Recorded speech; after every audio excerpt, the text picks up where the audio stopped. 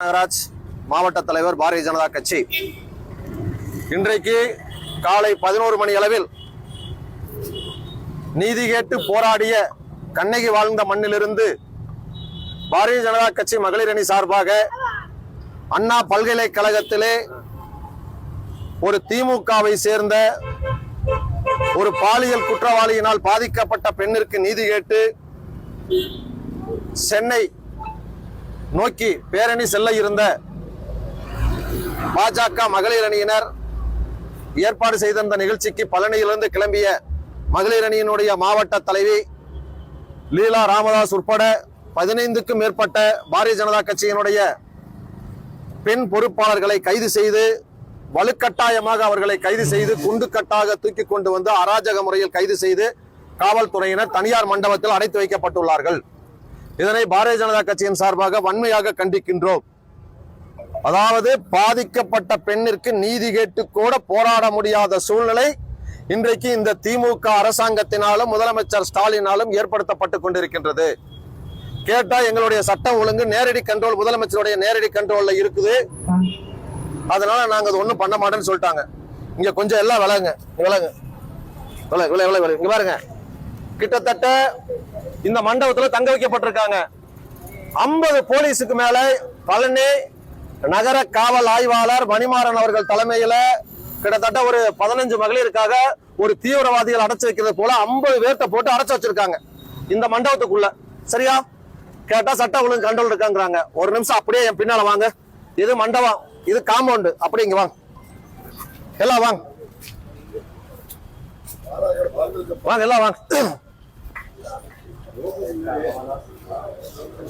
வாங்க.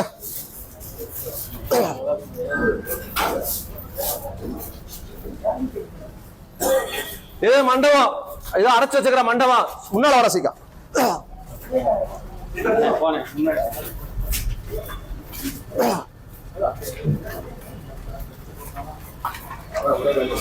திருப்பா இங்கிட்ட அங்க இடத்த எடுத்து. இது அடைச்சு வச்சக்கூடிய மண்டபம். இந்த இன்ஸ்பெக்டர் உட்கார்ந்திருக்காரு பாருங்க, அம்மட்டு பாருங்க, காம்பவுண்ட்ல பாருங்க 100 போலீஸ் உட்கார்ந்திருக்காங்க. போலீஸ் மண் நிர்வாகம் எடுத்துட்டு 100 போலீஸ் அங்க உட்கார்ந்திருக்காங்க பாருங்க. இந்த காம்பவுண்ட் இப்ப திருப்பி இந்த பிராந்தி கடைக்குள்ள பாரு இங்க பாரு. கிட்டத்தட்ட காலையில மணி என்ன 9 மணிக்கு நடக்குதா வழக்கம் போல 24 மணி நேரம் பார் செயல்படும். பாரு மணி என்ன, லைவ்ல போறேன். மணி என்ன, தமிழ்நாட்டினுடைய அரசாங்கம், காவல்துறை, திமுக அரசாங்கம் பெண்களுக்கு பாதுகாப்பு கொடுக்க வக்கில்ல. இங்க பாரு, பாத்தியா? காலையில 9 மணிக்கு பப்ளிக்கா திறந்து வச்சு கதை நடந்துட்டு இருக்கு. இன்ஸ்பெக்டர் உட்கார்ந்து இருக்காரு வெளியில. 50 போலீஸ், 10 காவல் ஆய்வாளர்கள், டிஎஸ்பி எல்லாம்.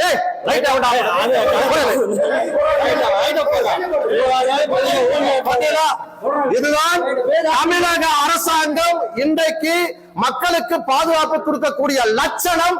கேவலமான இந்த அரசாங்கத்திற்கான சாட்சி இந்த பார். மகளிர் பாதிக்கப்பட்டாங்கிறதுக்காக இன்றைக்கு பேரணிக்கு செல்ல முயன்ற பெண்கள் 15 பேர்த்த கைது செய்து மண்டபத்துல தங்க வச்சிருக்காங்க. அதே மண்டபத்துல, அதே காம்ப்ளெக்ஸுக்குள்ள இருக்கக்கூடிய கடையில இப்ப 50-100 போலீஸ் வெளியில பாதுகாப்பு இருக்கக்கூடிய இடத்துல பிராந்தி கடை 24 மணி நேரம் செயல்பட்டு இருக்குது.